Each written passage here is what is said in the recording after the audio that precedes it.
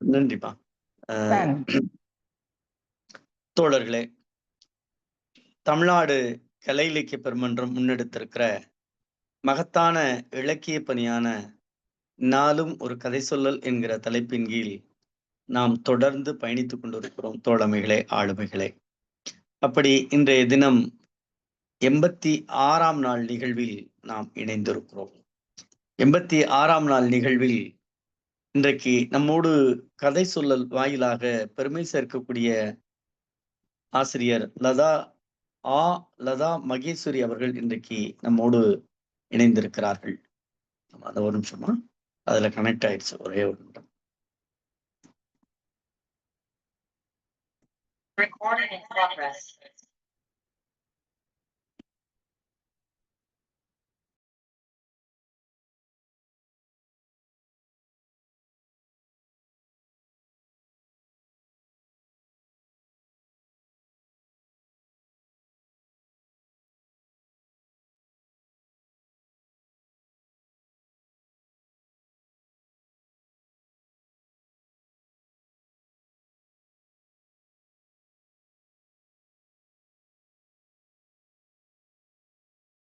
ஆசிரியர் மகேஸ்வரி அவர்கள் இன்றைக்கு நம்மோடு இணைந்திருக்கிறார்கள் என்கிற மகிழ்வாக இன்றைய தினத்தை பார்க்கிறோம். காரணம், நம்முடைய தமிழ்நாடு கலை இலக்கிய பெருமன்றம் முன்னெடுத்திருக்கிற எல்லா நிகழ்வுகளிலும் பங்கேற்று தன்னுடைய பங்களிப்பை செய்திருக்கிற ஆசிரியர் அவர்கள் இன்றைக்கும் அவர்களாகவே நம்மோடு தொலைபேசிகள் தொடர்பு கொண்டு, ஐயா நானும் கதை சொல்லுகிறேன் என்கிற பெருமை வாய்ந்த ஆங்கில பட்டதாரி ஆசிரியர் ஆவார். 36 ஆண்டுகளுக்கு மேலாக தன்னுடைய ஆசிரியர் பணிகள் அர்ப்பணித்துக் கொண்டிருக்கக்கூடிய லதா மகேஸ்வரி அவர்கள் திண்டுக்கல்லில் இருக்கக்கூடிய காந்திஜி நினைவு நடுநிலைப் பள்ளியில் 5வது தொகுதியில் இருக்கக்கூடிய அந்த பள்ளியில் பணிபுரிந்து வருகிறார்கள். இதற்கு முன்பாக நம்முடைய இணையவழி தொடரில் சுப்பையா தேவரின் கனவு என்கிற அழகிரிசாமி ஐயா அவர்களுடைய கதையை பகிர்ந்திருக்கிறார்கள். அதே போல திருக்குறள் கல்லாமை என்கிற அதிகாரத்தை பகிர்ந்திருக்கிறார்கள். இப்படி பல்வேறு நிலைகளில் நம்மோடு பயணித்திருக்கக்கூடிய ஆசிரியர் அவர்கள் நம்முடைய புதுமைப்பித்தனுடைய சிறுகதையிலும் இன்றைக்கு நம்மோடு கதை சொல்லுவதற்காக மசானம் என்கிற கதையை சொல்லுவதற்காக இணைந்திருக்கிறார்கள். பெருமைமிகு ஆசிரியர்கள் அவர்களை தமிழ்நாடு கலை இலக்கிய பெருமன்றத்தின் சார்பாக வரவேற்று கதை சொல்லுமாறு அழைக்கின்றேன். கொஞ்சம் இன்றைக்கு தாமதத்திற்கு மீண்டும் என்னுடைய வருத்தத்தை பதிவு செய்கிறேன். காரணம், காலச்சூழல் இப்பொழுதுதான் என்னுடைய வீட்டிற்கே வர முடிஞ்சுச்சு. அதுதான் ஏன்னா ஒரு 20 நிமிஷம் 25 நிமிஷம் காக்க வச்சுட்டோமேனுங்கிற ஒரு மன வருத்தம் இந்த மன்றத்தில் பதிவு செய்கிறேன். இனிமேல் அப்படி நடக்காமல் பார்த்து கொள்ளுக முயற்சி செய்கிறேன். நன்றி. கதை சொல்லியே வருக, கதை சொல்லு. உங்களை மிக்க பற்றி நன்றி ஐயா. சொல்லிடுவேன். செஞ்சுக்கணுமா? சரி. அனைவருக்கும் இனிய அன்பான வணக்கங்களை தெரிவித்துக் கொள்கின்றேன். தமிழ்நாடு கலை இலக்கிய பெருமன்றம் நடத்தக்கூடிய இந்த புதுமை பித்தன் சிறுகதைகள் மற்றும் தோமு சி ரகுநாதன் அவர்களின் சிறுகதைகள் நாளும் ஒரு கதை இந்த இணையவழி தொடர்ல 86வது நாளான இன்று இந்த மசானம் என்ற கதையின் மூலம் உங்கள் அனைவரையும் மீண்டும் சந்திப்பதில் மிக்க மகிழ்ச்சி அடைகின்றேன். நான் லதா மகேஸ்வரி. நீங்க சொன்ன அப்படிதான் 36 ஆண்டுகள் பணி அனுபவம். தற்போது உங்களுக்கு இந்த மெசேஜ் அனுப்பும் போது இப்ப நான் மாற்று பணியில வேற ஒரு ஸ்கூல்ல பணியாற்றிக்கிட்டு இருக்கேன். அந்த பையன் இப்ப எங்க ஸ்கூல்ல தானே டீச்சர் இருக்கீங்க, எங்க ஸ்கூல்ல சொல்லுங்க அப்படின்னு சொன்னதுனால உங்களுக்கு அந்த நேமையும் போட்டு விட்டேன். தற்போது அம்மாப்பட்டி அப்படிங்கக்கூடிய ஒரு பள்ளியில மாற்று பணியிலேயே இதே பணியில் பணியாற்றி கொண்டிருக்கின்றேன் என்பதை தெரிவித்துக் கொண்டு, காலதாமதம் அப்படின்னு நீங்களே ஏற்கனவே சொன்னனால டைரக்டா அப்படியே கதைக்குள்ள போயிடலாம் அப்படிங்கிறத சொல்லிட்டு, இந்த பெருமன்றத்தின் பொதுச் செயலாளர், நிகழ்வினை ஒருங்கிணைத்துக் கொண்டிருக்கக்கூடிய நெறியாளர் ஆகிய உங்களுக்கும், மேலும் இந்த பெருமன்றம் சார்ந்த அனைவரையும் வணங்கி இன்றைய கதைக்குள் செல்கிறேன் என்பதை மகிழ்வோடு தெரிவித்துக் கொள்கின்றேன். அதாவது நமது அன்றாட வாழ்வுல எத்தனையோ நிகழ்வுகள் பார்ப்போம், அனுபவங்கள் பார்ப்போம், மகிழ்ச்சிகள், சோகங்கள், பல்வேறுபட்ட சூழல்ல வாழ்ந்தாலும் கூட எல்லாத்தையும் வெகு சுலபமாக அதை தள்ளி வச்சுட்டு தம் வீடு தன் பெண்டு தன் மக்கள் அப்படின்னு வாழக்கூடிய ஒரு குறுகிய வட்டத்துக்குள்ளதான் நாம இன்னைக்கு வாழ்ந்து கொண்டிருக்கிறோம் அப்படின்னு சொன்னா கண்டிப்பா அதை மிகையாக அது தவறாகாது அப்படிங்கறத தான் நான் இங்க பதிவு பண்ண விரும்புறேன். இது போன்ற நிகழ்வுகளை இன்றைக்கு நான் தயார் செய்து தேர்ந்தெடுத்திருக்கக்கூடிய கதை இந்த மாதிரி நிகழ்வுகளை கதைகளா படிக்கும்போது எங்கேயாச்சும் ஒரு மூலையில ஒரு சின்ன விழிப்பு, ஒரு கருணை அப்படி ஒண்ணு ஏற்படுத்திருச்சுன்னா அதுதான் இந்த கதையாளருடைய வெற்றி. அப்படிப்பட்ட ஒரு கதையை இன்று நான் தேர்ந்தெடுத்து உங்கள் முன் பகிர உள்ளேன் என்பதை சொல்லிக்கொண்டு, இந்த மகா மசானம் நிச்சயமாக எப்படி ஒரு ஒரு சின்ன திருப்பத்தியாவது எல்லாத்துக்குமே ஏற்படுத்தும் அப்படிங்கக்கூடிய ஒரு நம்பிக்கையோடு கதைக்களம் செல்கிறேன். கதை இப்படிதான் தொடங்குது. சாயங்காலம் ஆயிடுச்சுன்னா நாகரிகம் அப்படின்னா என்னன்னா இடித்து கொண்டும் இடிபட்டு கொண்டும் போக வேண்டிய ரஸ்தா என்பதை காட்டும்படியாக பட்டணம் மாறிவிடுகிறது. ரஸ்தா சாலை அப்படிங்கிறத அந்த அப்ப எழுதின கதையினால அதுலயும் தேகத்தின் நரம்பு முடிச்சு போல ஆங்காங்கே இந்த பெரிய பெரிய சாலைகள்லாம் ஜாயிண்ட் ஆகக்கூடிய அது சேரக்கூடிய இடத்துல பாத்துட்டீங்கன்னா அதனுடைய கூட்டம் சகிக்கவே முடியாதுன்னு சொல்லி எழுத்தாளர் எப்ப போட்டிருக்காருன்னா 1930-40 போட்டிருக்காரு. ஆனா இப்ப இருக்கிற சூழ்நிலையில் எழுத்தாளர் என்ன எழுதுவார் அப்படிங்கிறது ஒரு கேள்விக்குறிதான். அப்பயே அவர் என்ன சொல்லியிருக்காரு, இந்த மாதிரி ரொம்ப கசகசன்னு சகிக்கவே முடியாத அளவுக்கு தொந்தரவு உள்ள ஒரு சாலையை தனது கதைக்களமாக எடுத்திருக்கிறாரு. அலுவலகத்துல இருந்து ரொம்ப களைச்சு போய் வர்றவங்க, இருட்டின் கோலாகலத்தை அனுபவிக்க வரக்கூடிய அலங்கார உடை தரித்தவர்கள், மோட்டரில் செல்வதற்கு இயலாத அவ்வளவு செயலற்ற அலங்கார வேஷ வவ்வால்கள் என ஏகமேனியாக எல்லாருமே எல்லா வகையான மனிதர்களுமே இங்கு பயணிக்கிறாங்க. இந்த இடத்துல எல்லாம் ஒன்றே அப்படிங்கக்கூடிய ஒரு பெரிய தத்துவத்தை சொல்றாப்புல எல்லா தன்மை பெற்றவர்களும் ஒருவரை ஒருவர் எந்தவித பேதம் பாகுபாடின்றி இடித்து தள்ளி கொண்டு அவங்கவுங்க பாதையில போறாங்க. அன்னைக்கும் அதே மாதிரிதான் போயிட்டு இருக்கிறாங்க. இந்த கதை 30-40 சொல்லியிருக்கோம். அப்பவே ஒற்றை வழி போக்குவரத்து இப்ப இருக்கிறாப்புல ஒன்மைன்னு சொல்லக்கூடிய அந்த ஒற்றை வழி போக்குவரத்து அப்படிங்கக்கூடியது நடைமுறையில இருந்திருக்கு அப்படிங்கிறது ஒரு மிகப்பெரிய ஆச்சரியம்தான். அந்த மாதிரியான ஒரு நியதி வந்ததுல இருந்து அத ஒரு உயர்ந்த அடுக்குமாடி கட்டடத்துல உச்சியில மேல நின்னுட்டு பார்த்தா அவருடைய கற்பனை பாருங்க, இவ்வளவு கூட்டம்னு சலித்து கொண்டிருப்பவர் அதையே இன்னும் கொஞ்சம் ரசனையாவும் பாக்குறாரு. ஒரு பெரிய கட்டடத்து மேல ஏறி நின்னு பார்த்தோம்னா கரையை பீரிட்டு கொண்டு பாயக்கூடிய வெள்ளத்தை அணைக்கட்டி நிருந்து கொண்டு பார்த்ததுல எப்படி இருக்குமோ அப்படி இருக்குதா. ஒரே பக்கமா மக்கள் ஒரே இதா போயிட்டு இருக்கிறாங்க அப்படின்னு அதை விவரிக்கிறார். அதாவது மவுண்ட் ரோட்ல இருக்க ரவுண்டானா அந்த ரவுண்டானாவை பத்தி தான் அவர் பேசுறாரு. இப்போ அந்த இடத்தை விவரிக்கிறார். எல்லாமே விவரிப்பு தான். அந்த சாலையை விவரிச்சுட்டு அதுக்கப்புறம் ஒரு சாலையை குறிப்பிட்ட சாலையை எடுத்து அதை விவரிக்கிறாரு. மலைப்பழம் மாம்பழ கூடைக்காரிகளின் வரிசை, அவங்களுக்கு பின்னாடி எச்சில் மாங்கொட்டைகளை குதப்பி துப்பி விட்டு சேலையில கையை துடிச்சு கொள்ளக்கூடிய அந்த மெட்ராஸ்ல இருக்கக்கூடிய பெண்கள், அதே மாதிரி கைத்தடியோடு சிலுமன் கொடுத்து உலாவிக் கொண்டு இருக்கக்கூடிய காபூலிவாலா. அது என்ன அந்த காபூலிவாலால இப்பதான் படிச்சேன் நானு. அந்த திராட்சைகளை விற்கக்கூடிய அந்த வியாபாரிகளை அப்படி இந்த சிலுமன் அப்படிங்கறத அவங்க வைத்திருக்கக்கூடிய கைத்தடி அப்படிங்கிறதையும் தெரிந்து கொள்ள முடிந்தது. இதை வச்சிட்டு இருக்கக்கூடியவங்க.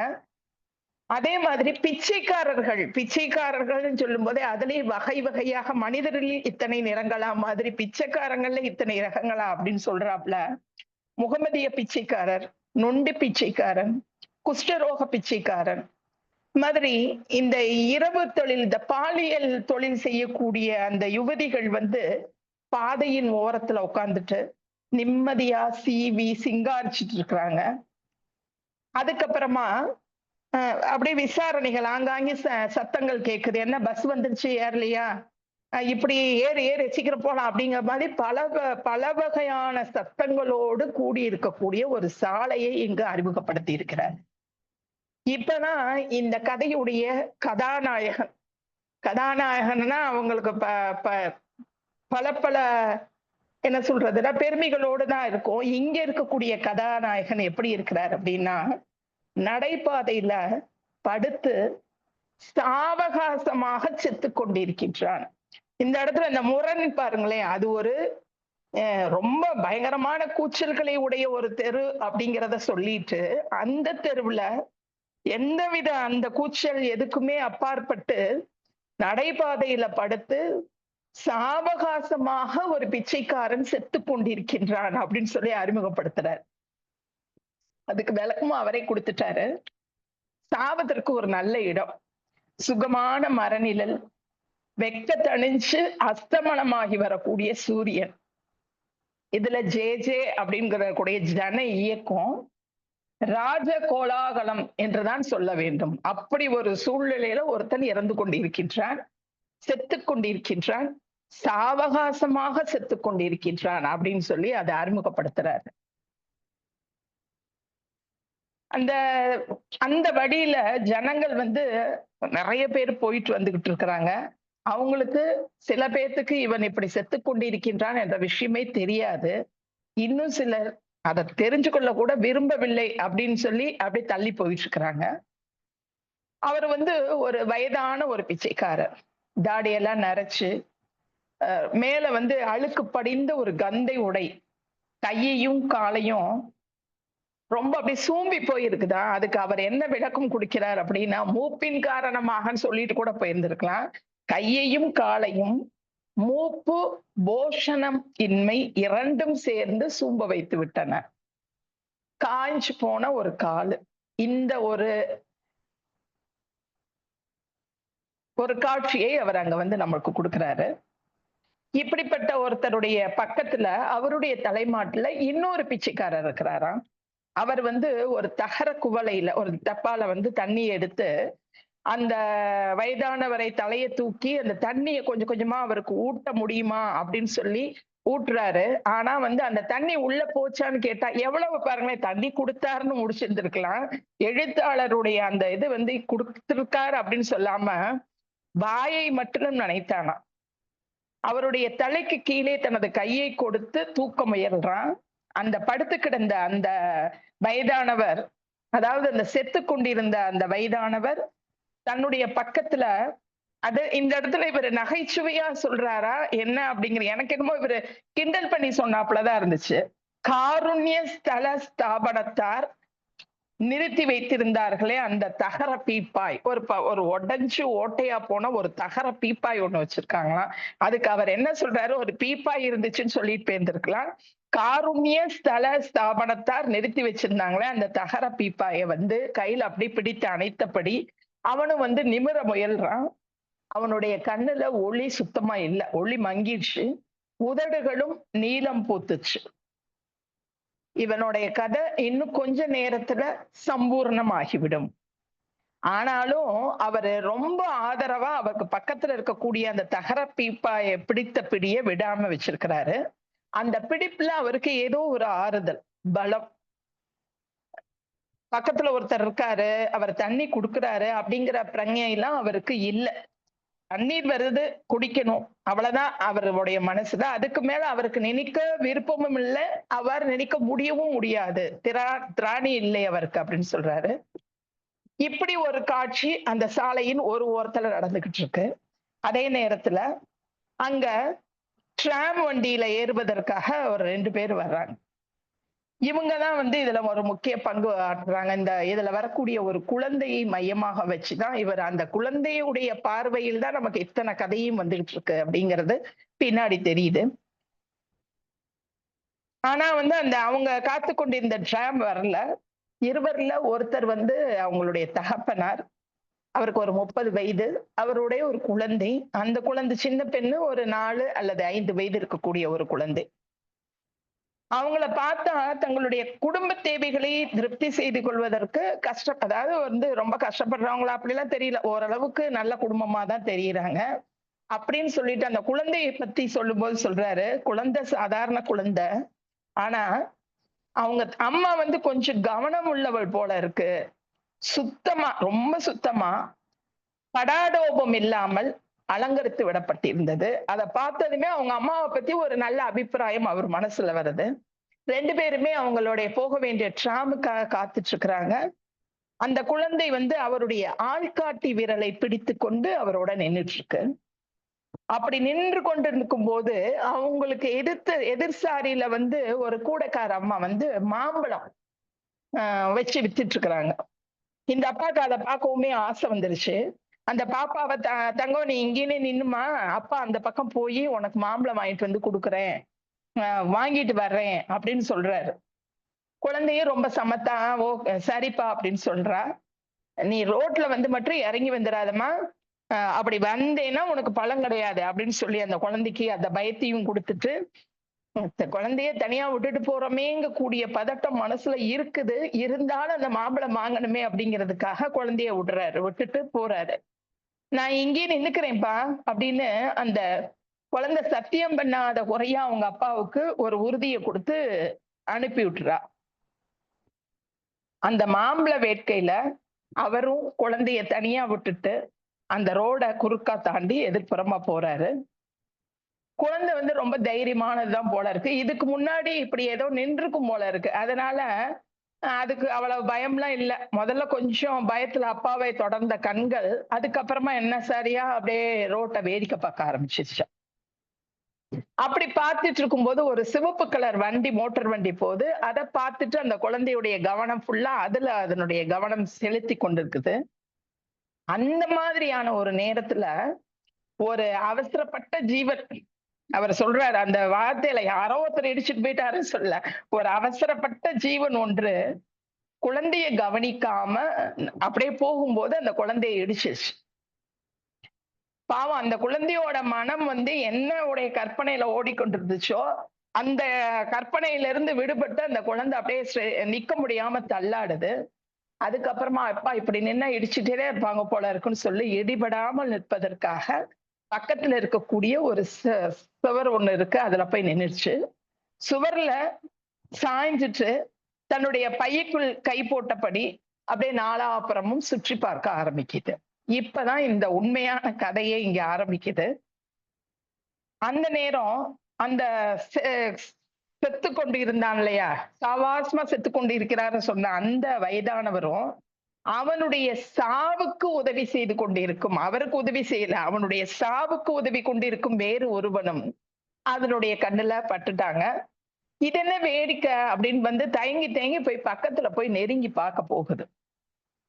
அதுக்கு என்ன ஆச்சரியம்னா, அந்த பிச்சைக்காரர்கள்ல ஒருத்தர் வயதானவர், இன்னொருத்தர் கொஞ்சம் இளவயதுக்காரர். அவர் என்ன செஞ்சிட்டு இருக்கிறாருன்னா, அந்த வயதானவருக்கு தண்ணீரை ஊட்டி விடுறாரு இல்லையா, அது பூரா கீழே சிந்திக்கிட்டே இருக்கு. அதை நல்லா ஊட்டணுங்கிறதுக்காக அவர் ஊட்டுறாப்புல ஊட்டுறதுல இந்த குழந்தைக்கு உடனே கற்பனை அவங்க அம்மா பக்கம் வீட்டுக்கு போயிருச்சு. நம்ம வீட்டுல எனக்கு பால் வேண்டாமான்னு சொல்லி அம்மாவை கொடுக்கும் போது அந்த டம்ளாரை வச்சுக்கிட்டு மல்லு கட்டுவாங்க, நம்ம வாயை புடிச்சு புகட்டி விடுவாங்க. ஆனா அதே நேரம் நம்ம அப்பா வேண்டாமா அப்படின்னு ஒத்தை வார்த்தையில சொன்னா உடனே சரின்னு சொல்லிட்டு அப்பாவை விட்டுருவாங்க. ஆனா இங்க என்ன அதுக்கு மாற்றாக இருக்கிறது. இவர் வேண்டான்னு இவர் போய் இப்படி இந்த பெரியவருக்கு போய் அவரை பிடிச்சு ஊட்டி விட்டுட்டு இருக்கிறாங்களே அப்படின்னு சொல்லி அந்த குழந்தை பார்த்து நினைக்குது. இந்த இடத்துலதான் அவர் ஒரு விஷயத்தை சொல்றாரு, பெரியவங்களுக்கு ஒரு சட்டம், குழந்தைங்களுக்கு ஒரு சட்டமா அப்படிங்கக்கூடிய ஒரு மாதிரியான ஒரு இதையும் முன்வைக்கிறார். அதே நேரத்துல அவர் ஒரு வார்த்தை அங்க சொல்றாரு, அம்மாவானாலும் அவருக்கு பயப்படுவாள் என்பது அந்த குழந்தையின் சித்தாந்தம். யாருக்கு பயப்படுவார்? அப்பாவுக்கு. அப்பயே அம்மானாலும் அப்பாவுக்கு பயந்துதான் ஆகணுங்க கூடிய ஆண் பெண்ணுக்கு பெண் ஆணுக்கு பயப்படுறாங்கிற அந்த இடைச்செருகளையும் அங்க வச்சிருக்கிறாரு அப்படின்னு நான் நினைச்சேன். அதற்கு அது ரொம்ப வேடிக்கையா இருந்துச்சு. பெரியவங்களுக்கு டம்ளார்ல பாலை புகட்டுறதா, இது என்னடா ஆச்சரியம் அப்படின்னு இந்த குழந்தைக்கு ரொம்ப ஆச்சரியமா இருக்கு. இந்த வேடிக்கையை பார்க்க அந்த 2 அனாதைகளின் அருகில் சென்றது குழந்தை. சரி போய் பக்கத்துல கொஞ்சம் பாப்போமே அப்படின்னு சொல்லிட்டு அவருடைய தலைப்பக்கமா போய் நிக்குது. 2 அனாதைகள், ஒருத்தர் இன்னொருத்தருக்கு உதவி பண்ணிட்டு இருக்காரு. இந்த இடத்துல அவர் என்ன சொல்றாருன்னா 2 அனாதைகள் அப்படிங்கிறார். ஒருத்தருக்கு ஒருத்தர் உறவுகள் இல்லை, இருந்தாலும் இந்த இடத்துல அந்த 2 அனாதைகளும் ஒருத்தருக்கு ஒருத்தர் ஆதரவாக உதவி கொண்டிருக்கிறார்கள் அப்படிங்கிறாப்புல சொல்லியிருக்காரு அப்படின்னா அந்த கிழவன் வந்து இந்த தகர பீப்பாயை இன்னும் பிடிச்சிட்டே தான் இருக்கிறாரு. அவன் செத்து கொண்டிருக்கிறான். இப்பயும் கொஞ்சம் கொஞ்சமா அவனுடைய உயிர் போகுது.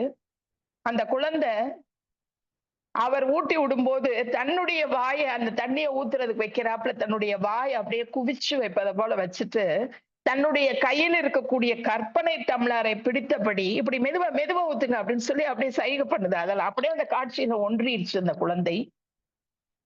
அந்த பொண்ணு சொல்றத பார்த்துட்டு தண்ணி குடுத்துக்கிட்டு இருந்த ஒரு பிச்சைக்காரன் வந்து ஏறிட்டு பார்த்து, அம்மா நீ இங்கெல்லாம் நிக்க கூடாதும்மா, நீ அப்படி போயிரு அப்படின்னு சொல்றாரு. உடனே குழந்தை ரொம்ப வெள்ளந்தியா கேக்குது, ஏன் அப்படின்னு சொல்லி. இவரு சாகுறாரு அப்படின்னு சொல்றாரு பிச்சைக்காரன். அப்படின்னா அப்படின்னு கேக்குது.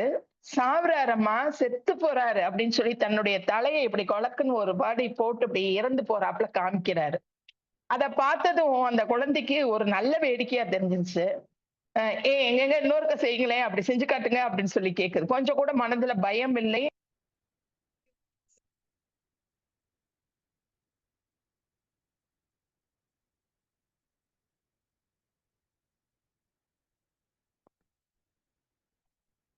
அப்போ அந்த பிச்சைக்காரனுக்கு கொஞ்சம் பயமா இருக்கு. இது பாட்டுக்கு இங்க வந்து பேசுதே, நான் அந்த இடத்துல கூட்டம் கூடிருச்சுன்னா நம்மள யாரும் எதுவும் தப்பா நினைச்சிடக்கூடாதுன்னு கையிலேயே வந்து இப்படி சைகை பண்ணி காமிக்கிறாரு. அந்த கிளைவனோட தலைமாட்டுல வந்து அந்திம கிரியைக்காக 2 தம்படிகள் 2 காசு போட்டிருக்கிறாங்க. அதுவும் அந்த குழந்தை கண்ணுல இப்ப பட்டுருச்சு. உடனே இந்த குழந்தை ரொம்ப அழகா சொல்லுது, ஏதோ காசு கிடக்கல அப்படிங்கிறாப்புல, அவருக்கு பால் குடிக்கலைன்னா என்ன தண்ணி கொஞ்சம் பட்டாணி வாங்கி கொடுவேன் அப்படின்னு சொல்லி காமிக்குது.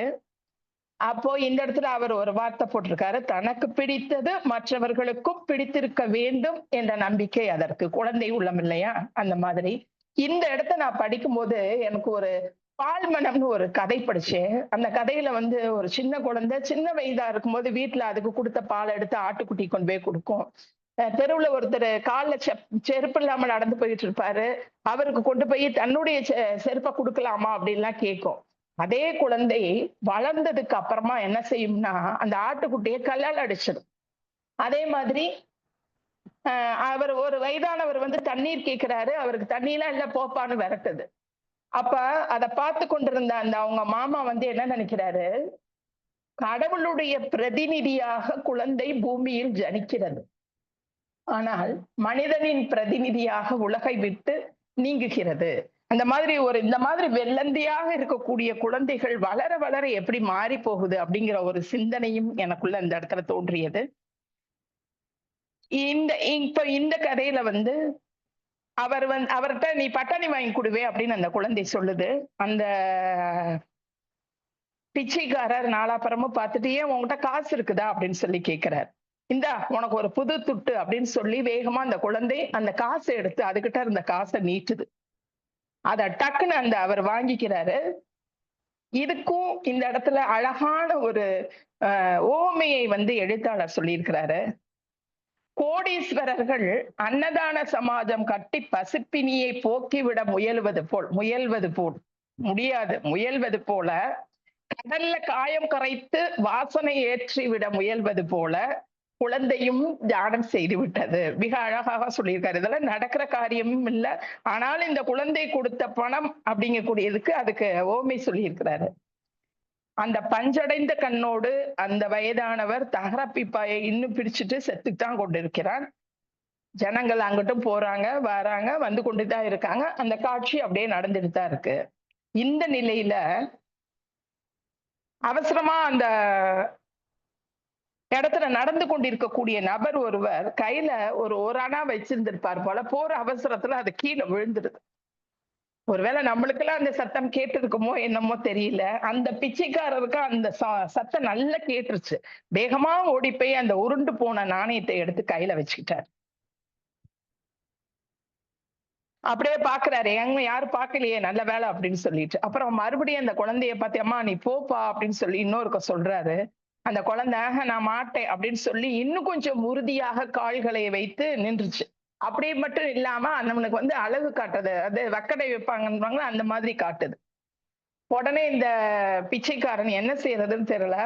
பாபா கொஞ்சம் பால் வாங்கியாரே அப்படின்னு சொல்லி கொண்டு மெதுவாக அந்த இளம் பிச்சைக்காரன் எந்திரிச்சு எதிர்சாரி ஓட்டலை நோக்கி அப்படியே நடந்து போறான் அப்படின்னு சொல்லி கொடுத்திருக்காங்க. இது அந்த வயதானவர் காதல படவே இல்லை. அந்த தகர பீப்பாயை பிடித்துக்கொண்டு இன்னும் செத்துக்கொண்டுதான் இருந்தான் அப்படின்னு போட்டிருக்காரு. இப்போ இந்த குழந்தைக்கு அவரை நல்லா பார்க்க முடியுது. அருகில போய் நின்னுட்டு வேடிக்கை பார்க்குது. இப்ப வந்து அவனை விரட்டுறதுக்கு அந்த சின்ன பூச்சாண்டி, அந்த பிச்சைக்காரனா அந்த பாப்பா வந்து என்ன சொல்லுதுன்னா பூச்சாண்டி, இப்ப சின்ன பூச்சாண்டி கூட இல்ல அப்படின்னு நினைச்சிட்டு அந்த வயதானவர் பக்கத்துல போய் நிக்குது. அவர் இன்னும் அந்த பீப்பாயை பிடித்து கொண்டுதான் இருக்கிறாரு. அவருடைய பெரிய தாடி, அந்த அவனுடைய மூஞ்சி இதெல்லாம் வந்து எல்லாமே அந்த குழந்தைக்கு பார்க்கிறதுக்கு ரொம்ப புதுமையாக இருக்குது. அவனுடைய நீளம் பார்த்த உதட்டுல வந்து ஒரு ஈ வந்து உட்காருது. அவர் அந்த ஈ உட்கார்ந்ததுனால அந்த உதட்டு அங்கிட்டு இங்கிட்டு அசைக்கிறது அந்த குழந்தைக்கு ஒரு மாதிரி இருக்குது. என்ன நினைச்சுச்சோ மெதுவா போய் பக்கத்துல பாபா அப்படின்னு சொல்லி அந்த இளம் பிச்சைக்காரர் கூப்பிட்டாப்புல இதுவும் கூப்பிட்டுட்டு இங்கதான் அந்த குழந்தைத்தன ஐயோ நம்ம கூப்பிடுறோமே, ஒருவேளை நம்ம கூப்பிடும் போது இவர் எந்திரிச்சு உட்கார்ந்துட்டு நம்ம என்ன பண்றது அப்படின்னு சொல்லி கொஞ்சம் பயப்படவும் செய்து, இப்போ அந்த படுத்து கிடந்தவருடைய கண்கள் விரிய திறந்திருக்குது. கண்ணின் மணியின் மேல் ஒரு ஈ வந்து உட்கார்ந்து அவருடைய உயிர் வந்து பிரியுதுங்கிறத சொல்லியிருக்கிறாரு.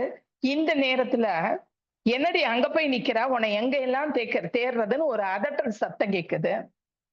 இவங்க அப்பா மாம்பழம் வாங்க போனார் இல்லையா, அங்க போய் பேரம் பேச போய் அது தர்க்கமாக மாறி தனது கணக்குக்கு கூடைக்காரியை ஒப்புக்கொள்ள வச்சுட்டு மாம்பழங்களையும் வாங்கி வந்துட்டாரு. அப்படி வந்தவருக்கு இந்த கோபம் நியாயமாகத்தானே இருக்கும் அப்படின்னு வேற கேட்டிருக்காரு.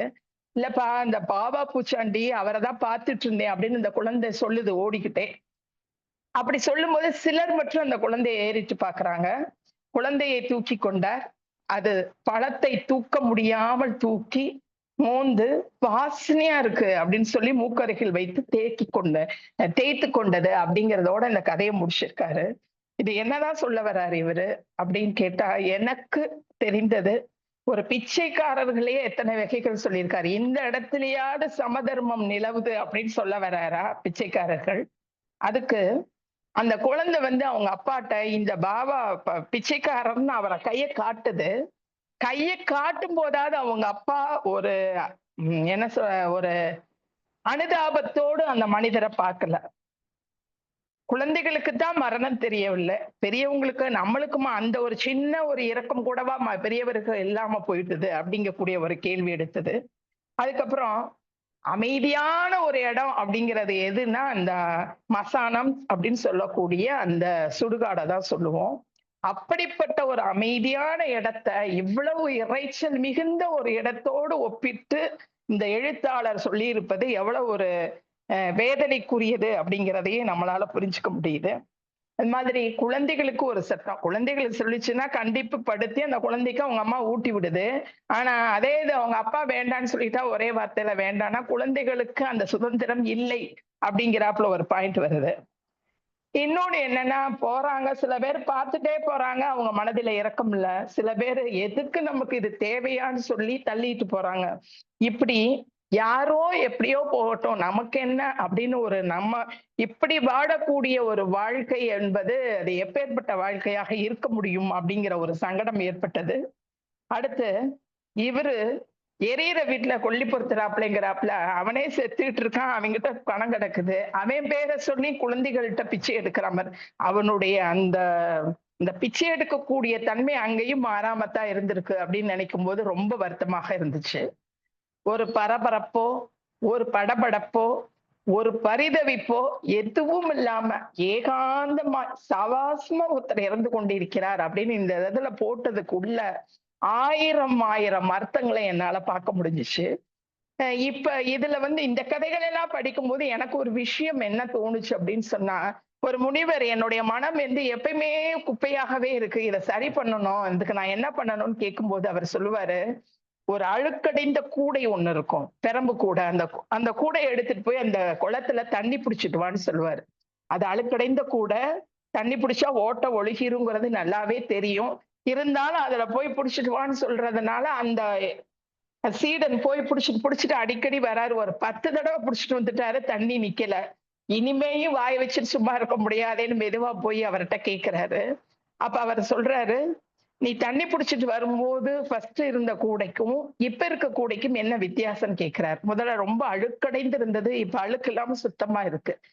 அதே போலதான் இப்ப இது போன்ற கதைகளை நாம மீண்டும் மீண்டும் இந்த மாதிரியான எழுத்தாளர்களை இந்த தமிழ்நாடு கலை இலக்கிய மன்றம் எங்களை போன்ற ஆட்களை படிக்க தூண்டும் போது கண்டிப்பாக நம்முள் ஏதாவது ஒரு சின்ன மாற்றமாவது ஏற்படும் அப்படிங்கிறது நிதர்சனமான உண்மை. அத்தகைய ஒரு மாற்றம் நோக்கி அனைவரையும் நடைபெற செய்யக்கூடிய இந்த மாமன்றத்திற்கு மீண்டும் ஒரு முறை எனது பணிவான வணக்கங்களை தெரிவித்துக் கொண்டு நல்வாய்ப்புக்கு நன்றி கூறி முடிக்கின்றேன். நன்றி. அதான் அம்மா ஒரு நல்ல சரளமாக ஒரே சீரான ஒரு குரல் போக்குடன் நிறைய ஒப்பீடு தனக்கு தெரிஞ்ச நம்ம நிறைவு செய்யும்போது கூட பார்த்தீங்கன்னா ஒரு ஒப்பீடு எப்படி அந்த பாத்திரத்தில் நீர் வெளியேறுகிறது என்பதற்கான ஒரு ஒப்பீடு, மனித மனங்களை ஒரு ஒப்பீடாக வைத்துக்கொண்டு இந்த கதையினுடைய போக்கை அழகாக என்ன ஆசிரியன் படைப்பாளி சொல்ல நினைக்கிறாரோ அதை ஒட்டிய சிந்தனையோடு தன்னுடைய ஒப்பீட்டு சிந்தனையை செய்த ஆசிரியர் அவர்களுக்கு தமிழ்நாடு கலை இலக்கிய பெருமன்றத்தின் சார்பாக நெஞ்ச நிறைந்த வாழ்த்துக்களையும் பாராட்டுகளையும் பதிவு செய்கிறோம். வழக்கம்போல் பின்னூட்டத்தை தொடங்கி வைக்கிற நம்முடைய சாத்தூர் சிங்கக்குட்டி கணேசனார் அவர்கள் பின்னூட்டத்தை தொடங்கி வைக்கவும். நன்றி ஐயா, வாழ்க வளமுடன். இன்றைய கதை மாசானம் அப்படிங்கிறத சொல்லியிருக்காங்க. இது மாசானங்கிறது ஒரு மயானம்னு நம்ம எடுத்துக்கலாம். அப்படித்தான், அதாவது அந்த கதையைத்தான் லதா மகேஸ்வரி ஆசிரியர் அவர்கள் சொன்னாங்க. உண்மையிலேயே ஒரு ஆசிரியை எப்படி குழந்தைகளுக்கு கதை சொல்ல வேண்டும், எப்படி பாடங்களை நடத்த வேண்டும், எப்படி நடத்தினால், எப்படி சொன்னால் அவர்கள் புரிந்து கொள்வார்கள் அப்படிங்கிறதுக்கு ஒரு இலக்கணமாக தேடக்கூடிய ஆசிரியை தான் லதா மகேஸ்வரி அவர்கள். அப்படிதான் அந்த கதையை சொன்னாங்க. உண்மையிலேயே ரொம்ப சிறப்பான கதை. இன்னொன்னு ஆச்சரியப்பட வேண்டிய விஷயம் அப்படி என்னன்னு சொன்னா, ஒரு ஆசிரியர், ஒரு கதாசிரியர் ஒரு அவசரமான உலகத்தில் ஒரு சாலையில் நிகழக்கூடிய சம்பவங்களை வைத்து இந்த அளவுக்கு ஒரு கதையை புனைந்து எழுத முடியுமா அப்படிங்கிறது ரொம்ப ஒரு சிறப்பான விஷயம். இதுல பாத்தீங்கன்னா ஒண்ணுமே இல்லை, ஒரு இடத்துல நடக்குது, அந்த நடக்கக்கூடிய நிகழ்வை வைத்து கொண்டு இந்த கதையை பின்னி பிணைந்து எழுதியிருக்கிறாரு. ரொம்ப சிறப்பான கதைகள் தான். அதுல கூட பாத்தீங்கன்னா அந்த ஊமைகள் பாருங்களேன். அந்த சாலை போக்குவரத்துல அந்த வண்டிகள் போகக்கூடியது ஒண்ணு நாகரிகத்தின் சுழிப்பு அதுல தெரிகின்றது. அணைக்கட்டுல இருந்து பார்த்தோம்னா அணைக்கட்டுல தண்ணி திறந்து விட்டோம்னா வேகமா ஓடிக்கிட்டே இருக்கணும். அதே மாதிரி அந்த கூட்டங்கள் ஓடிக்கிட்டு இருக்கு. அவசர உலகம் அப்படித்தான் இருக்கும் அப்படிங்கிறத. அதே மாதிரி இதுல காபூலிவாலா அப்படின்னு சொல்றது காபூல் சேர்ந்தவர்னு சொல்லலாம். அதாவது ஆப்கானிஸ்தானத்தை சேர்ந்தவராக இருக்கக்கூடிய ஒரு தன்மையில் இருக்கு. இந்த காபூலிவாலா அப்படிங்கிறது என்னன்னா, ரவீந்திரநாத் தாகூர் காபூலிவாலா என்ற ஒரு கதையை எழுதியிருக்கிறாங்க. அந்த கதையில இந்த பேரை வச்சு இது பண்ணலாம். அப்படி பார்க்கும்போது நம்ம இவருங்க ஆப்கானிஸ்தானை சேர்ந்தவர்னு சொல்லிக்கலாம். அந்த மாதிரி நம்ம நினைச்சுக்கிட வேண்டியிருக்கு. இன்னொன்னு அந்த பிச்சைக்காரன், கிழட்டு பிச்சைக்காரன் துருக்க பிச்சைக்காரன்னு சொல்றாப்ல. அப்ப துருக்கி நாட்டுல இருந்து வந்தவரா கூட இருக்கலாம். இதெல்லாம் சொல்லும் போது இந்த நகரம் ரவீந்திரநாத் தாகூர் இந்த மாதிரி எல்லாம் சொல்லும் போது பாத்தீங்கன்னா இது வடநாட்டு, நம்ம வட மாநிலத்தில் இருக்கக்கூடிய ஒரு நகரமாக இருக்கலாமோ என்னமோ என்று தோணுகிறது. ஏன்னா ரவுண்டானாங்கிறது எல்லா இடத்துலயும் இருக்கதான் செய்யும். இப்படி சொல்லிட்டே போயிட்டு இருக்கும் போதுதான் ஒன்னொன்னுக்கு ஒரு இதை சொல்றாங்க. அப்ப ஒருத்தனுடைய இயல்பு, அதாவது மனித இயல்பு எப்படி இருக்கு, அவசர உலகம் எப்படி இருக்கு, சாலை போக்குவரத்து எப்படி இருக்கு, அந்த சாலையின் ஓரத்தில் இருக்க பிச்சைக்காரனுடைய நிலைமை என்ன, அதே மாதிரி ஒரு குழந்தையினுடைய இயல்பு என்ன இருக்கு, குழந்தையினுடைய குணாதிசயம் என்ன இருக்கு, அந்த குழந்தையை பராமரிக்கக்கூடிய தாயினுடைய தன்மை அந்த ஒரு வரியில சொல்றா பாருங்க. அதாவது அந்த கிழட்டு பிச்சைக்காரனுக்கு அந்த சின்ன பிச்சைக்காரன் உணவை ஊட்டி கொண்டு இருக்கிறது எப்படி இருக்கு அப்படின்னு சொன்னோம்னா, அந்த பொண்ணு அந்த குழந்தையே நினைக்கிது பாருங்க. எங்க அம்மா நான் எங்க அம்மாட்ட டம்ளர்ல பாலை குடிக்கும் போது நான் குடிக்க மாட்டேன் அப்படி சொன்னேன்னா, அதெல்லாம் குடிக்கண்டா கண்ணு அப்படின்னு சொல்லிட்டு என்னைய குடிச்சா விட மாட்டாங்க, அப்படி கொடுப்பாங்க. அப்புறம் நான் வேண்டான்னு சொன்னாலும் என்னை வற்புறுத்தி குடிக்க வைப்பாங்க. ஆனால் அப்பா வேண்டாம்னு சொன்னாங்கன்னா தடுக்க மாட்டாங்க. இது வந்து ஒரு குடும்பத்துல ஒரு சின்ன விஷயம் தான் நடக்கக்கூடியது வந்து ஆசிரியர் வந்து எவ்வளவு அழகாக அத பதிஞ்சிருக்கிறாருன்னு நம்ம புரிய முடியுது. அப்ப குழந்தை மனம் எப்படி இருக்குது? அந்த குழந்தை வந்து அதிசயமா பாக்குது. இப்படி நம்ம சின்ன குழந்தை நமக்கு ஊட்டுறத பத்தி ஒண்ணும் பிரச்சனை இல்ல. இப்படிப்பட்ட பெரியவருக்கு போய் டம்ளர் வச்சு ஊட்டிக்கிட்டு இருக்காங்களே அப்படிங்கிறது அதுக்கு ஒரு அதிசயமாக தெரிகின்றது. இன்னொன்னு இந்த பிச்சைக்காரருடைய நிலையையும் நம்ம பார்க்கும்போது பாருங்களேன், அவருக்கு வந்து ஈ வைக்கிறதும் தெரிய மாட்டேங்குது, எறும்பு வைக்கிறதும் தெரிய மாட்டேங்குது. அப்ப என்னன்னா, அவர் ஒரு சுடலை தான். அதாவது சுடலைங்கிறது வந்து மயானத்துல கிடத்தப்பட்ட ஒரு பிண மாரி தான். செத்துக் கொண்டிருக்கிறான்னு சொன்னால், செத்ததுக்கே இணையாகத்தான் நம்ம சொல்ல முடியுது. அ அதே மாரி அந்த கையையும் காலையும் வந்து சூம்பி போனது வந்து மூப்படைஞ்சு போசணையின்மை. அதாவது மூப்புங்கிறது வயசாகி போச்சு. போசனம்னா நல்லா சாப்பிடல. சாப்பிடணும்னா இந்த மாரிலாம் இருக்குது அப்படின்னு சொல்லி, சின்ன சின்ன விஷயங்களை வந்து அவ்வளவு அழகாக இந்த கதையில எடுத்து சொல்லிட்டு போயிருக்காங்க.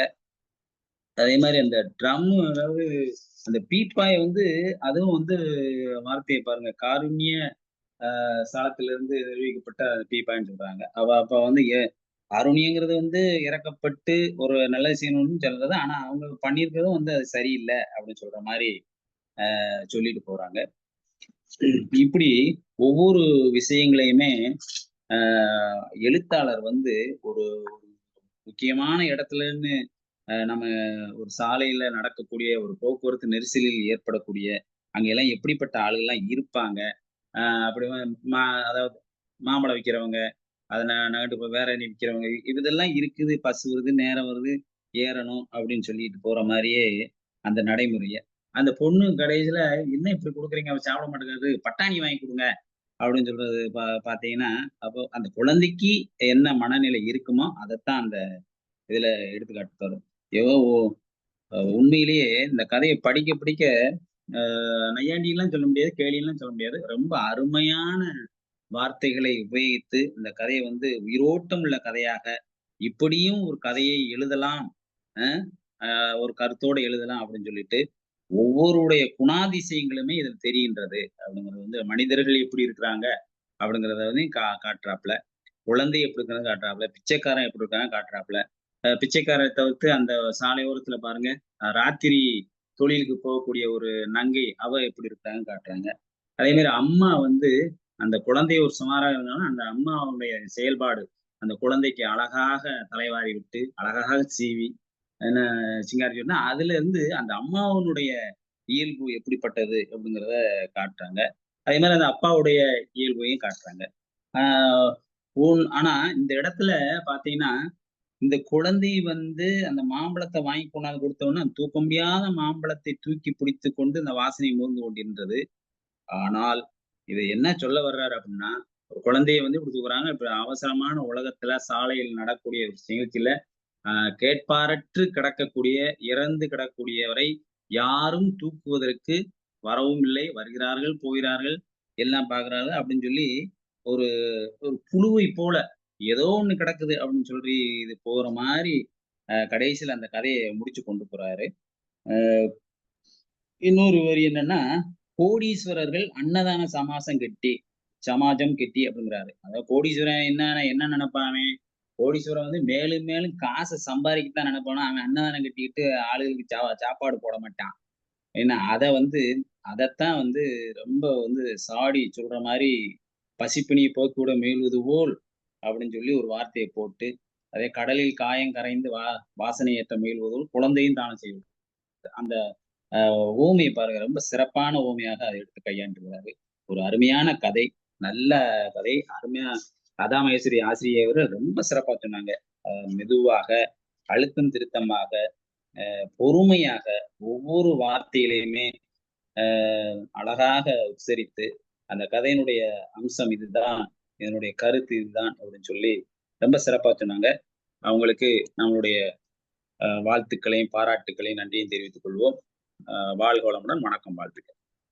நன்றி. நன்றி சிங்கப்பட்டி. அரச்செல்வியம்மா. அனைவருக்கும் வணக்கம். இன்றைய கதை சொல்லி ரொம்ப அருமையா சொன்னாங்க. கேட்கறதுக்கு ரொம்ப நல்லா இருந்துச்சு. அமைதியா உட்காந்து எல்லாரும் கதை சொல்லுவாங்க. இவங்க கையெல்லாம் ஆட்டி அது கொஞ்சம் வித்தியாசமா இருந்துச்சு. அவங்க சொன்னது. கதைய வந்து நிதானிச்சு சொன்னாங்க. எதையும் விட்டுறாம ரொம்ப நிதானமா கதைய சொல்லிட்டு வந்தாங்க. நேரம் வேற இல்ல. நிறைய விஷயங்கள் இதுல கிடக்கு. அதையும் வந்து அவங்களே பின்னோட்டம் கூட கொடுத்துட்டாங்க. முடிவா அவங்க பின்னோட்டத்தையுமே சேர்த்து கொடுத்துட்டாங்க. அம்மாவுக்கு வாழ்த்துக்கள், பாராட்டுக்கள். ரொம்ப நல்லா சொன்னீங்கம்மா. நன்றிங்கம்மா, நன்றிங்கம்மா.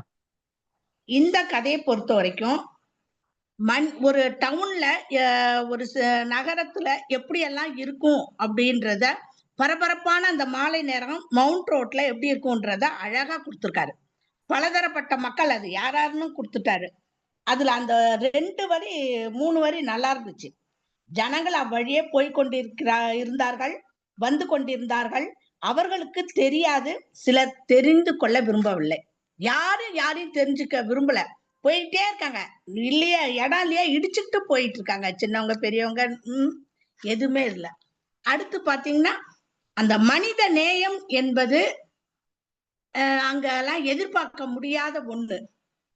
அந்த கிழவருக்கு உயிர் போற கட்டத்தை கூட அதை யாரும் பார்த்துட்டா கும்பல் கூடிடுமோன்னு அந்த பாதுகாக்கிற அந்த அவர் இன்னொரு பிச்சைக்காரர் வந்து ரொம்ப கவனமா பாத்துக்கிறாரு.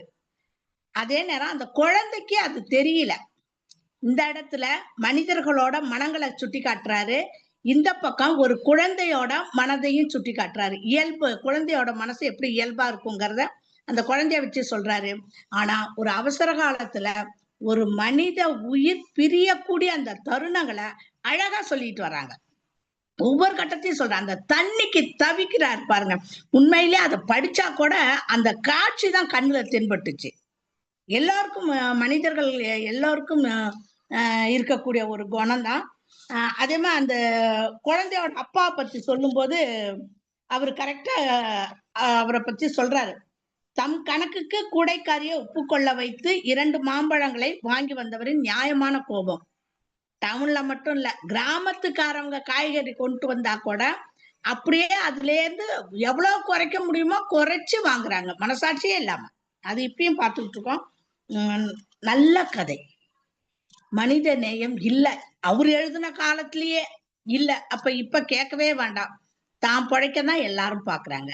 உறவுகளாகட்டும் மனிதர்களாகட்டும் எல்லாருமே அப்படிதான் இருக்காங்க. நாம தான் சூழலை புரிந்து கொண்டு வாழ வேண்டும்.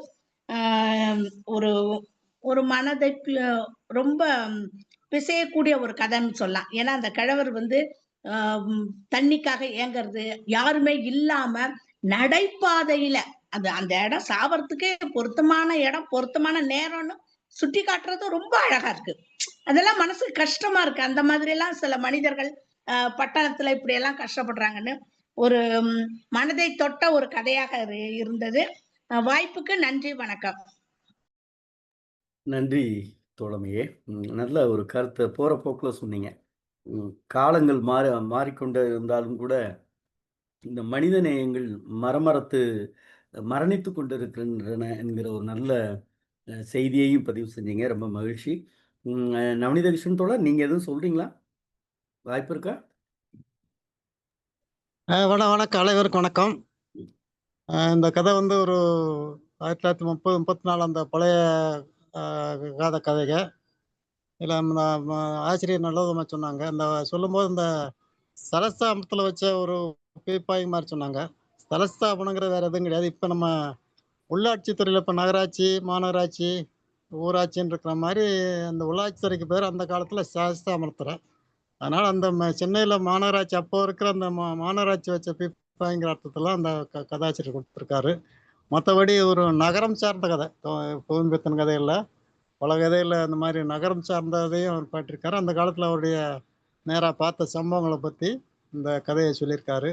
உண்மையிலே நம்ம ஏற்கனவே 2 கணேச சாரன் மரச்செல்வன் சொன்ன மாதிரி இந்த கதைகள் வந்து நல்லா பெண்ணி படைஞ்சிருக்காரு. சின்ன குழந்தைய ஒரு கதாபாத்திரமாக வருது, ஒரு இறக்கக்கூடிய இருக்கிற முதியவரும் கதாபாத்திரத்திற்காக அந்த கதையை மிக அருமையாக சொன்ன நம்ம ஆசிரியருக்கு வாழ்த்துக்களை தெரிவிக்கிறோம். நன்றி.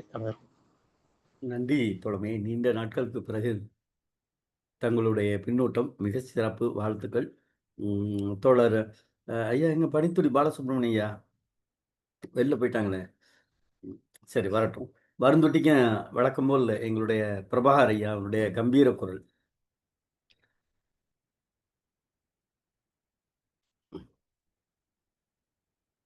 வணக்கம்.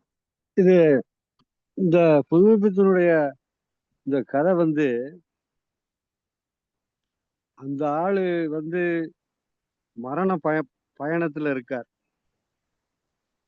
அந்த குழந்தைய அதுல கொண்டு வர்ற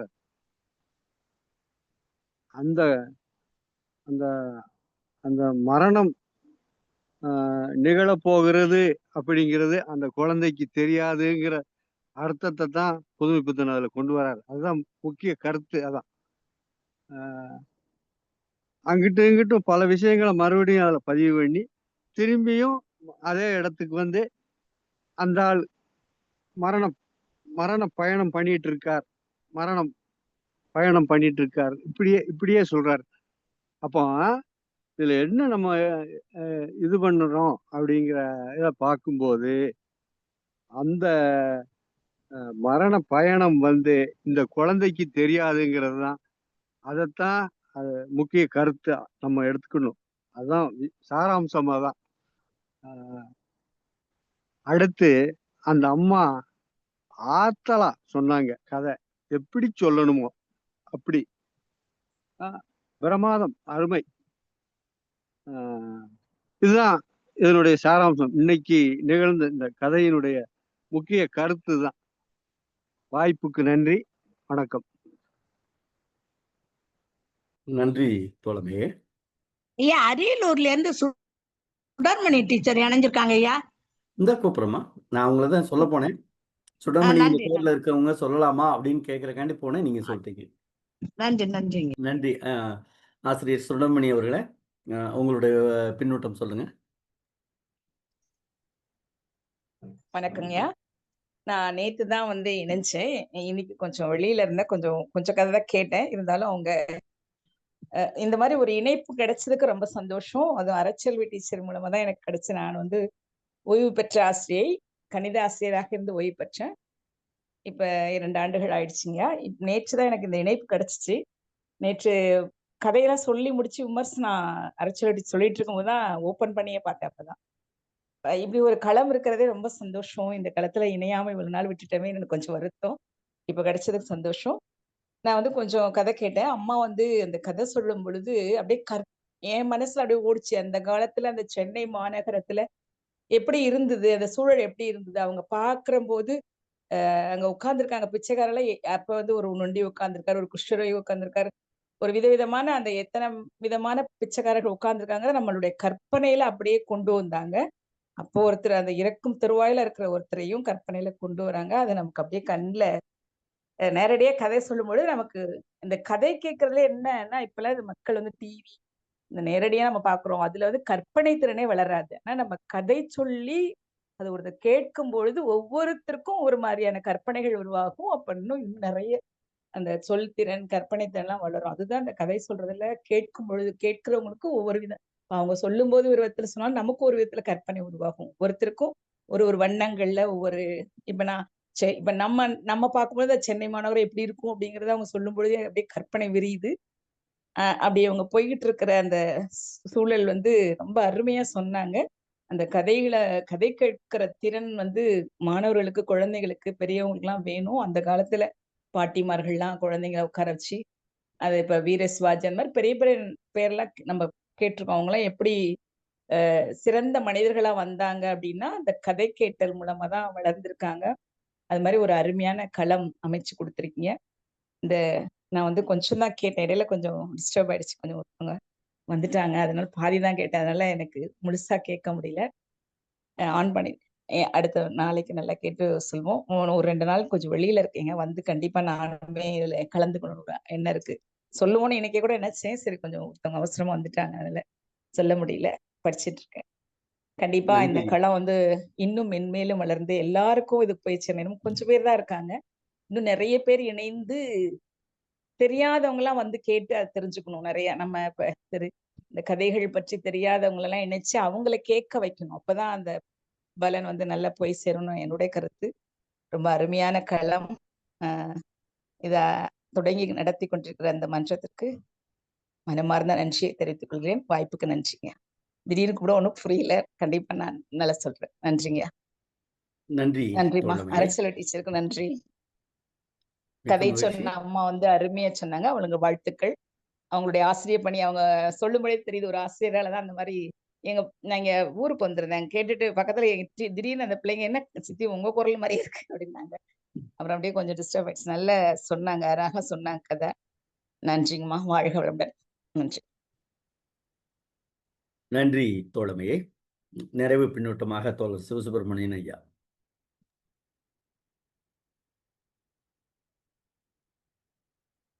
அன்பான தோழர்கள் அனைவருக்கும் வணக்கம். இன்னைக்கு புதுமைப்பித்தனின் மகாமசானம் என்ற கதையை சொன்ன லதா மகேஸ்வரி ரொம்ப அருமையா சொன்னாங்க. புதிய சொல்லுக்கெல்லாம் நல்ல பொருள் சொன்னாங்க. பிறகு கதைக்கு ஏத்த கதைக்கு ஒத்த வேறொரு கதையும் கூட சொல்லிக்கிட்டாங்க.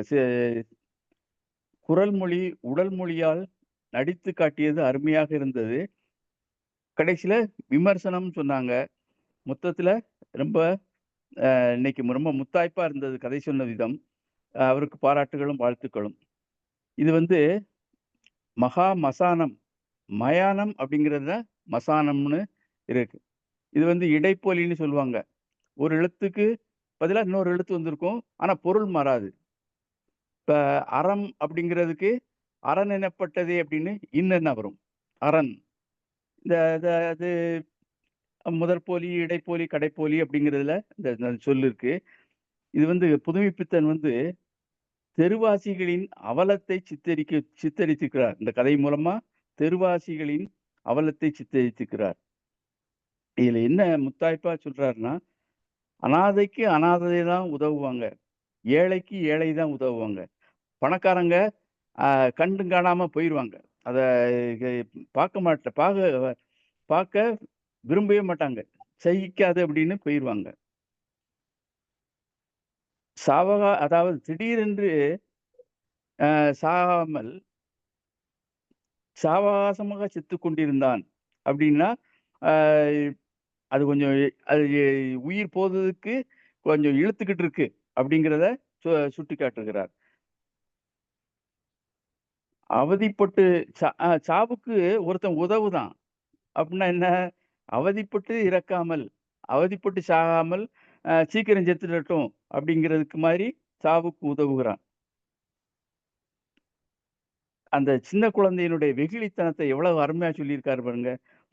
ஒரு ஆளு சாகுற இதை வந்து நடித்து காட்டுறாரு. உடனே அந்த குழந்தை ரொம்ப நல்லா இருக்க, இன்னொருக்கா நடிச்சு காட்டுங்க அப்படின்னு சொல்லுது. ரொம்ப வெகுளித்தனத்தை நல்லா குழந்தையும் உதவுது. குழந்தை அதாவது உதவி அளவு வந்து முக்கியம் இல்லை. தக்க நேரத்தில் அந்த குழந்தை உதவுது, பெரியவங்க உதவ மாட்டேங்காங்க. அத நல்லா சித்தரித்து இருக்காரு. கண்ணில் ஈ வந்து மொய்ப்பது மரணத்திற்கு கடைசி அடையாளம் மாதிரி. ஆக எனக்கு என்னன்னு சொல்ல தோணுதுன்னா, ஈத யமன் மாதிரி சொல்ல தோன்றுகிறது.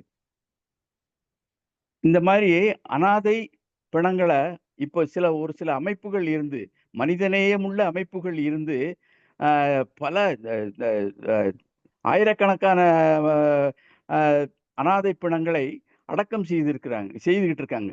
அவங்க அந்த அமைப்பெல்லாம் ரொம்ப பாராட்டணும். நம்ம அரசாங்கம் அந்த அமைப்பு அத்தகைய அமைப்புகளை அங்கீகரித்து பாராட்டி பரிசுகள் வழங்க வேண்டும் அப்படிங்கிறத நான் பதிவு செய்து கொள்கிறேன். வாய்ப்புக்கு நன்றி. வணக்கம். நன்றி தோழமையே. மிக்க மகிழ்ச்சி. அம்மா லதா மகேஸ்வரி அம்மா, நீங்க நிறைவா எதுவும் சொல்றீங்களா? ஒரே ஒரு கருத்து மட்டுங்கய்யா. அதாவது அவர் சொன்னாப்புல நிலையாமை தத்துவத்தை சொல்றதுதான். அப்பப்ப ஒவ்வொரு கட்டத்துக்கும் செத்து கொண்டிருக்கிறார் அடிக்கடி நினைவுபடுத்துறது நிலையாமை அப்படிங்கிறத சொல்லாம விட்டுட்டேன் அப்பதான். அதே மாதிரி மகா மசானம்னு வந்து இவ்வளவு இறைச்சல் மிகுந்த ஒரு பகுதியை சொல்றாருன்னா, ஒரு சுடுகாட்டுலதான் யாரும் பக்கத்துல யாரும் எதுவும் என்ன நடந்தாலும் கண்டுக்க மாட்டாங்க, அதுக்கு உயிர் இல்ல. ஆனா இவ்வளவு பெரிய ஒரு டவுன்ல கூட மக்கள் இப்படித்தான் இருக்கிறாங்க, இது வந்து பொருத்தம் மசானம் மகா மசானமாக இருக்கிறது அப்படிங்கிற ஒரு அர்த்தத்தை கூட நம்மளால எடுத்துக்க முடியும். அது மாதிரி இந்த துருக்கி, அந்த காபல் பிச்சைக்காரர்கள், இந்த மாதிரி நிறைய ஜாதிகள், அந்த பிரிவினை எல்லாம் நிறைய இந்த கதையில வந்துச்சு. நான் அதை வந்து தேவை வேண்டாமே அப்படிங்கிறதுக்காக தான் அதை எல்லாமே விட்டுட்டேன் அப்படிங்கிறதையும் இந்த நேரத்துல தெரிவித்துக் கொண்டு மீண்டும் ஒரு முறை உங்களுக்கு நன்றி சொல்லி நிறைவு செய்கிறேன். நன்றிங்க ஐயா. நன்றி தோழமையே, மிக்க மகிழ்ச்சி. இன்றைய கதை உண்மையில ஒரு நல்ல விமர்சன போக்கோடு அமைந்த கதையாகவே பார்க்கிறோம். அப்படி சிறப்பாக கதை சொன்ன தோழமைக்கும் பின்னூட்டத்தால் பெருமை சேர்த்த ஆளுமைகளுக்கும் தமிழ்நாடு கலை இலக்கிய பெருமன்றத்தின் சார்பாக நெஞ்சம் நிறைந்த வாழ்த்துக்களையும் பாராட்டுகளையும் பதிவு செய்கிறோம். நாளை தினம் இரவு 8 மணிக்கு தமிழ்நாடு கலை இலக்கிய பெருமன்றம் தோழர் ஜீவா அவர்களின் சிந்தனை கனவுகளோடு இரவு 8 மணிக்கு இணையத்தால் இல்லங்களில் இணைந்தே பயணிப்போம். நன்றியும் வாழ்த்துக்கள்.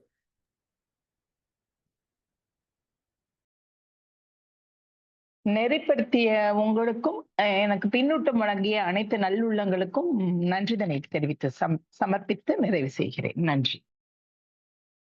நன்றிம்மா.